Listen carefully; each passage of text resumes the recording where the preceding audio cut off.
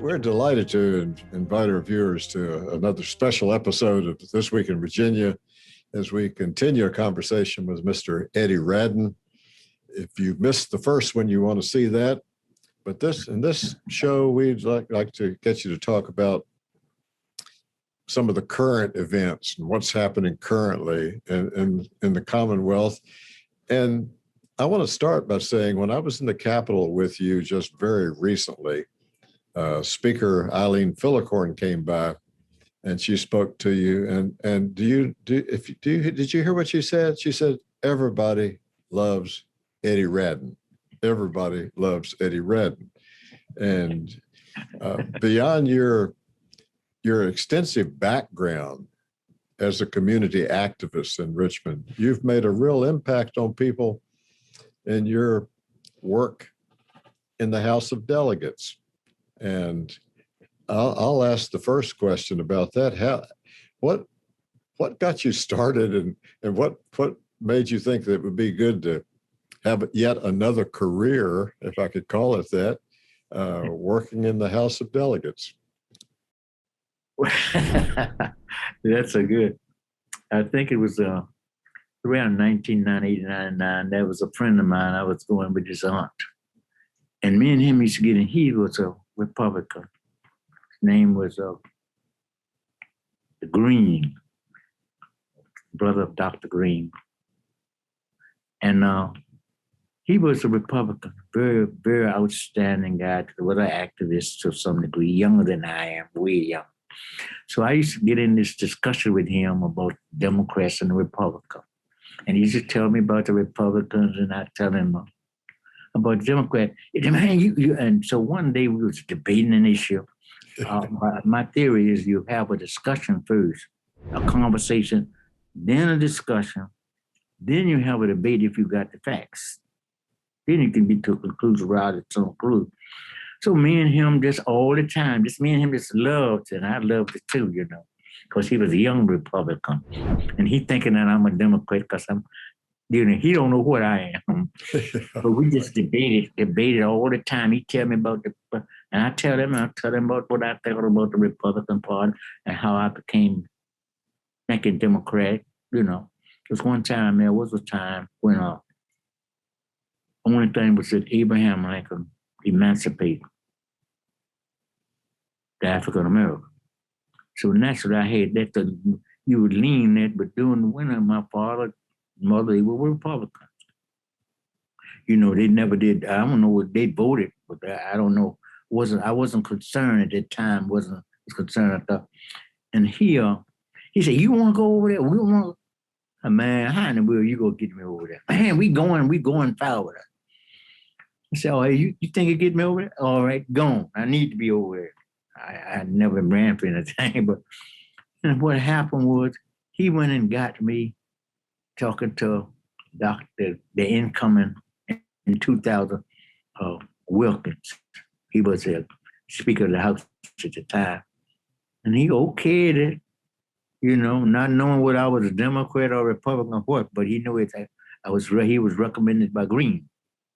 Mm. I was recommended to him by Green. And so in 2001, in January 2000, I forgot the exact date, I entered into the first time the Virginia Assembly of Virginia. The lawmaking body, or one of the oldest lawmaking body in the United States. And I was honored to be a doorkeeper. And I think at that time there was a picture in one of the Capitol Connection as the old gentleman was going out. Me and the Reverend Dwight Jones, who was a personal friend, took a picture. I don't know who you did, Dr. Bailey. Took that picture and it was in the paper. It was in the Capitol thing. And I cherished that picture. That was 2000. And I've had some quite good experience by being there. I'm not a lobbyist. I wish I had been a lobbyist way back there. Then I would have been, but I wasn't aware of their influence to some degree. But I did when I was talking to all of them and in them. One thing is significant about that. Governor Wild was a personal friend. When he became the governor, naturally I was still on the thing of trying to get guys out of jail, those stricter things. We was working on all those things anyway. So he did get a few felonies, out of I think he got a few. And eventually, Don came and one day we were down Holy Cross having lunch, me and Governor McDonald.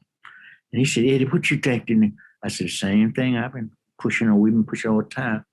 Felonies, the vote, things of that nature. That's what we fuss about. Those are the things that I was into. And he said, what you want? I said, I want you to do more than my friend Doug Wild, Governor Wild, did as far as felonies is concerned. He did that. And he did do a few more. So when governor who's running for governor right now, I'm behind him all the way. One of my grandsons worked with him in his campaign now. He worked with his brother.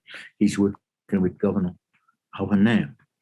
So he asked me one day, Eddie, do more for felonies than Governor Wilder, Governor McDonald. All right. But I don't think, when I talk to them, I don't pay a whole lot of attention to what they all do. I know how to take time to do anything. So what he do? He opened the whole thing. I think it was 161,000 felonies to get their votes. That's why I support him. Support him all the way. No other way. It's nobody else I can even think of. I'm hoping that he go back again. But that was my most significant thing. But not only that, I've heard the debates. I've heard them backward and forward over there. So when I talk with the senators, I call myself a little light lobby. Man, this and that. Found out they said, but what are you? I told them I am the most conservative liberal or liberal conservative that live in a democracy in the Republic of Virginia. And what does that make me? Answer me. That makes you a man for all seasons and one who can get along and work with people in both parties. That's the idea. Yeah. That's the idea. Because when you go behind that voting thing, that's your choice. But I refuse to be classified because I talk to both sides. Both of them, all of my friends. Some of my fraternal brothers, or some of them, Masonic in the Senate, some of them, one or two of me are Masonic in both houses. Some of them belong to fraternal organization, which I've been there to say before, I've been a part of for over 50 years. So therefore, I have a bonding with a whole lot of them. And the ladies, I'm glad to see when I get into debates, when they say, oh, the women taking over everything, You know what I said? After I quiet down a little bit, who brought you here? How did you get here? And then they think, yeah, but you should have went to Sunday school. Because that's what I try to keep their mind. And they some of them resist that fact that the women, they had it all the time. We just not allowed with them to a certain degree. All of us are part of the great humanity, all cultures. I don't like to say racist, but I say all cultures, because we have so many different cultures. Even in the neighborhood alone, the cultures are different. Bias, jealousy, all these. You didn't make me preach or somehow. But I do think I think I'm recalling something correctly. You'll correct me if I'm not. But I think, a few years ago, you were telling me that you liked the fact that in the House of Delegates that they did the Pledge of Allegiance. And seems like when we had that conversation, there was another chamber that maybe wasn't doing that. And do you remember that? Yes, I remember it. Yeah, I'm glad I remember it. I remember it. At one time, the Senate did not pledge allegiance to the flag. And I couldn't understand why the Republicans or the Democrats that go to the Senate, why they didn't carry that tradition that the House of Delegates carried every morning. Whole time I've been there. But I look over there and they are not doing it. And so I started a little light lobbying, telling them, talking to all of them, I deal with both sides of them. And they start doing that. The Senate that's one of our greatest accomplishments. That's one of them. Of getting the Senate to pledge allegiance to the flag. I even forget the year. It ain't been that long. Go have it up really. Since that hasn't been that long. Yeah, but I think that you were the one that came up with that idea, and it happened.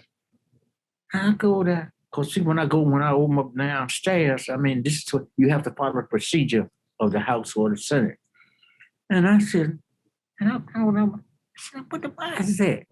And I asked one of the delegates, why do y'all go all the way over there and y'all don't pledge allegiance to the flag? And I kept, and the next thing I know, the Senate started pledging allegiance to the flag of the United States of America. And that is what, and I had almost forgot that because so many things happened, Yeah, right. But that was really a great thing. And I'm glad you remind me of that. Look at that town. Right. And some of our viewers may not know it, but typically over the years, about half the members of the Senate did, as you said, serve first in the House. In the House, yeah. And then they went to the Senate. Some of them said, well, it was nice going to the Senate. They only ran every 4 years instead of every 2 years. Yeah.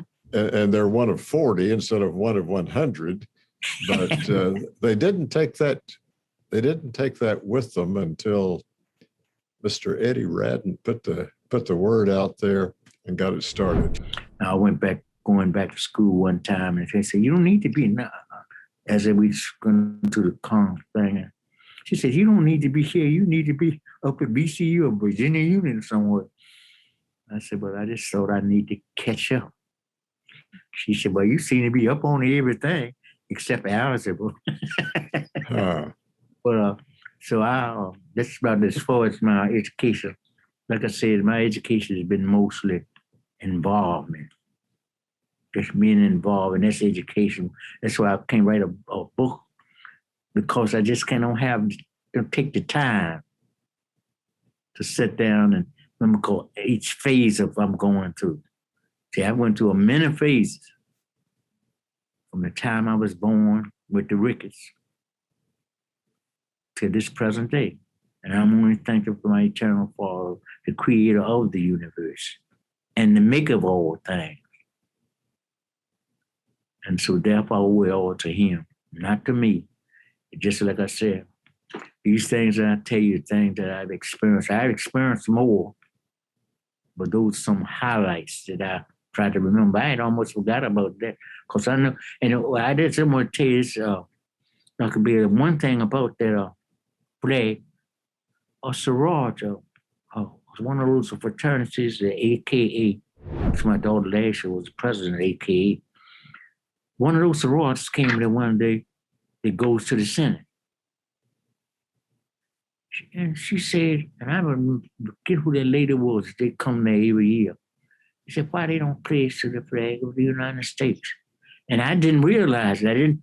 I just took for granted they did it. I didn't go over there because most of the time I'm over in the House, because it's always more people and more lobbyists in the House than it is, and sometimes it is in the Senate. So I didn't go over there all the time. But now, and she said, well, And it gave me a thought. And then I had to do the research to find out is it so. So I did go over there. All right, we pledge allegiance to the flag. Those that lobbyists in there. And they started doing it.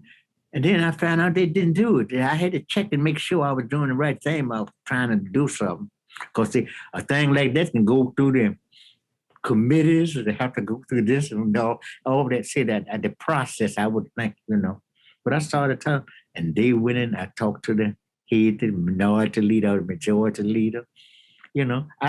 But see, when I tell them things, I don't figure, they're just like anything else. Say, yeah, okay, we're gonna take care. But it do comes to pass. I've seen those things come to pass that I have personally talked to them about. But to me and Governor Wilder was good friends anyway, the man. Because he was always a good friend of mine because when he first started out, he was a friend of another friend. They was in the Psalmist together. They was in the army together. Who was a friend of a cousin of my wife. And that's how we became that attached. But it really has been, my life has been exciting. Of course, I don't plan to go nowhere, but I know what it says. Man born a woman with a few days and full of troubles. And as soon as we begin to live, we also begin to die. So as they said, teach us to number our days. When they got ready to change, watch this. I'm going to tell this word and I'm going about changing the streets, changing this highway, changing this and changing it to this generation, So my daughter came to me and said, she lived in Chesterfield, said, we're going to change Jefferson Davis Highway in the Blackwell area too, that comes down. Because the Greyhound bus station used to be at Corden Avenue and Hull. Did you know that, Dr. Bill? I did not know that. No, I did not know when that. the bus come down number 1 highway, Right. Down through there, Lee cross the Lee Bridge, one way all the way go away to Florida on number 1 highway through Jefferson Davis Highway.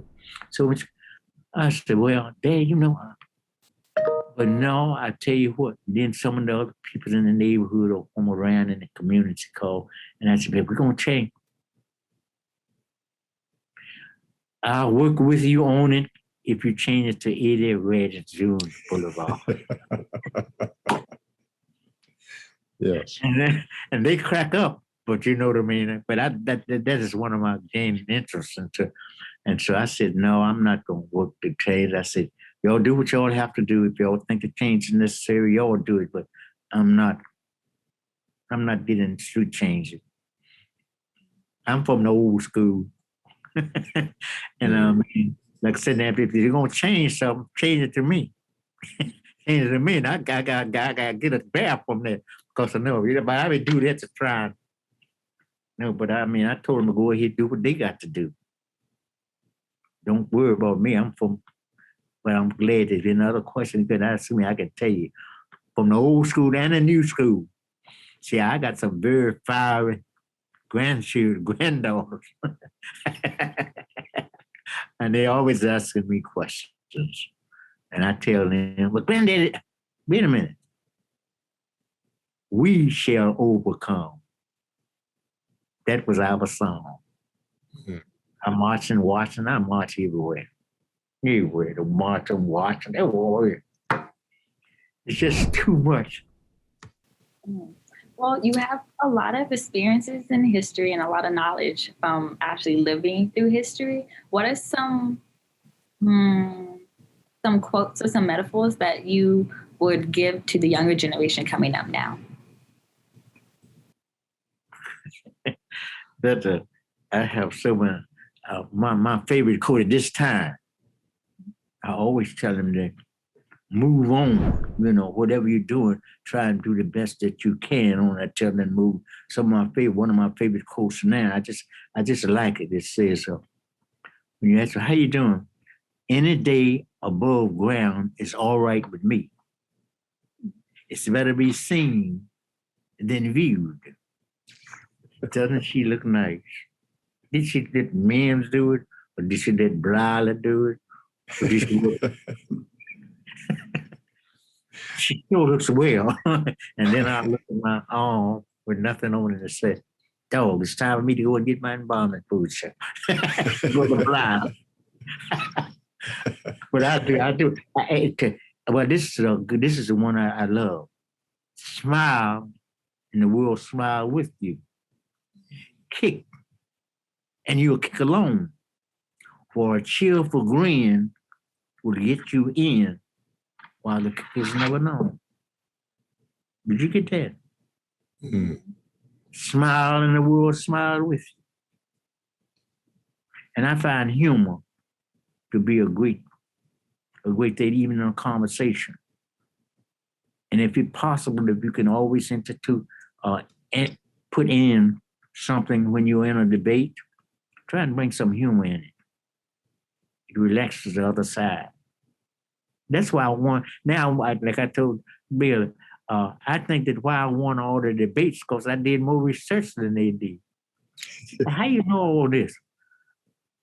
They had the same opportunity, but I just did a little more than they did. And I won all the debates. So I loved it. I loved it. I love debates, but I can't get out there if I don't know what I'm talking about.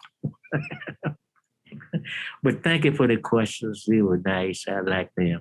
But I got some more, but I ain't going into, I told you I should write a book. It's not too late. You can still write one. No, it's never too late to do anything. You got to keep moving. You got to keep moving. Whatever you're doing, try to keep moving on. Do the best. Like I said, in order to form a more perfect union, we know perfection on earth has never yet been obtained. But you have to always, this is why I said technology is so great. Because you got to keep striving. Every day is something new. Every day is something new. You got to keep striving to be the best of whatever you are doing. Be the best at it. Because somebody would recognize it, but you got to keep that in your mind to keep moving forward. That's what I tell my granddaughters. That's why all of them graduate from college and making more money a week than I'd get a month. I shouldn't have said that. But they are very, very, very, very doing very my great granddaughters and they made a song, I think on my 75th birthday when they was little. They wrote a song, Mr. Know-It-All. And now I put that on them. I said, when they know more. I know that at that time they know more. I knew a little more than they know about certain things. And now when I get with them and know what I said, and I'm giving them my advice and say, I said, didn't y'all name me Mr. Know-It-All? Now y'all find out I didn't know it all. Yeah, right. Mr. Know, they made a song, Mr. Know-It-All. And I said, no, they don't know nothing. See, they young. But now, when I debate them, I really have to go. And I let them know that, wait a minute. Let's sit down and talk about it, and then I'll set up some humor about I remember about them. They relax them, and I got them. And they ask me their questions. And I give them the best advice that I have at the time, trying to integrate both the wisdom that I have and what I realized living in this particular stage of time in this particular century. Because remember, I done been through a whole lot of years. I went there, try to write all them years, write about the church, about the fraternal organization, about the General Assembly, about, I've never been in service. And I've been up for the city. I've been involved in the city, changing the street names. Oh, man, I could go on and on and on because in 90-something years, you wait till you get 93. When you get 93, and you look how much wisdom God gonna have when he get 93. He just got a portion of it. You wait till he get 93 or 100. But he got a whole lot. Even sitting here, there's a whole lot that I never even experienced. That I'm amazed sitting in this particular area and seeing all this. And she's a whole lot, even at my age, there's much to learn. The iPhone, I haven't learned yet how to do this, do that. I go on the iPad and try to do it. I go on the cell phone and try to do it. I do on the computer, they're telling me something different. So no wonder my brain and mind are confused. But I'm telling you one more thing before I let you go. Exercise, a good exercise for the mind at my age. I read that in an article for Mayo's Clinic. These things puzzle. See, you would think puzzle and all that. It keeps the brain active. And seeing by them fussing, that's why I come up with this thing, the mind, the body, and the brain. They fuss with each other. All of them want that power. The brain told me that if I don't be careful, they're telling me daily, don't be careful. If you keep on messing with me, I'm gonna put you in the Alzheimer's quicker than you think. And the mind said, don't pay attention to me. They ain't nothing but a theory, one of them theories out. But then it just to bring humor to it, I told you I bring some humor that give you time today, relax you and make you feel better about life itself. And that's my secret is keep moving. Keep moving. Whatever you do. Mr. Eddie Radden, we thank you so much, and we will take your advice, and you keep moving too. And we thank you so much for spending time with us today. And we look forward to seeing you before long back over in the Capitol, because the General Assembly will come back. They've just recessed. Yes, They'll it's be recess. back. Yeah, So I know. I was telling them too, don't forget me in January. Well, we thank you. We thank you so much. And you have a great day, and you've certainly given us a great experience today. So thank you, sir. Well, the jacket is off, the tie is off. I'm relaxed, and I realized I failed to properly thank Angel for all of the work that you've done for more than 40 shows, co-host, helping to produce and everything. And we wish you well in your next steps as you move on closer toward graduation. But thank you so much for being a co-host, and I'll give you the last word. Thank you so much for letting me be a part of your show. And David Bailey Associates, I've really grown a lot and exceeded out my comfort zone. And I hope that I can come back. I'll definitely come back, co-host on occasion if you need me. Absolutely. Absolutely. Yes, when your delegate finally says, okay, I'm ready for a show, then you get it scheduled and you come on back, and glad that you still have one more semester at VCU. Yes. Thank you so much for the opportunity. Okay. Thank you, Angel Minor. Thank you.